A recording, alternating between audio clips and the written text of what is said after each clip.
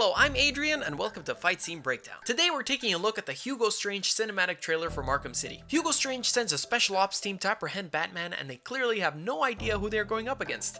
This fight is pretty much a walk in the park for someone of his skill level, but the real kicker comes when Hugo Strange reveals that he knows Batman's secret identity. Although the editing for Batman's video game trailers is usually spot on, I felt that in this particular fight, perhaps they went a little overboard in the amount of cuts needed to show his fighting, leaving the viewer with a slightly disorienting experience. Sure, everything still looks fantastic, but it's somewhat difficult to see what's going on. For example, we get less than a second to see this man about to tackle Batman, only 1 second to see him actually tackle, followed by a very quick 1 second close-up of an elbow and a knee, and another 2-second shot of hand-to-hand action. And although this cutting style might be more than necessary to use on a live-action fight scene, since sometimes performers aren't that great, or perhaps they needed to speed up a sequence, in animation it is entirely unnecessary. You dictate just how good of a fighter your performer is, no need to disorient the audience with a series of 1-second cuts. However, as the trailer progresses, there are other sequences with much smoother cuts, which lets the shot breathe a little and lets us grasp what we're really looking at before moving on to the next shot. The slightly problematic editing notwithstanding, the actual fight choreography is still top notch.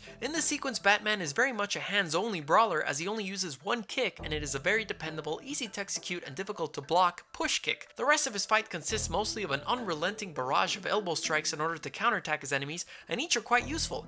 A particularly noteworthy strike, however, is the one seen right here. Notice how he did not uppercut the man, he punched him with his palm open. Now, why would he do that? When you're in a close quarters battle against multiple opponents who are armed, you want to keep your hands open in case you need to move on to the next guy to grab and disarm his weapon. It gives you precious seconds to unleash your next counterattack. Later on in the fight, he does get hit by the incredibly useful push kick. The enemy follows up with a high roundhouse, which although looks great, is tremendously easy to block and counter if you see it coming, which Batman does by raising the merc's leg and in a move frequently seen in Krav Maga, kicks the man right in the groin.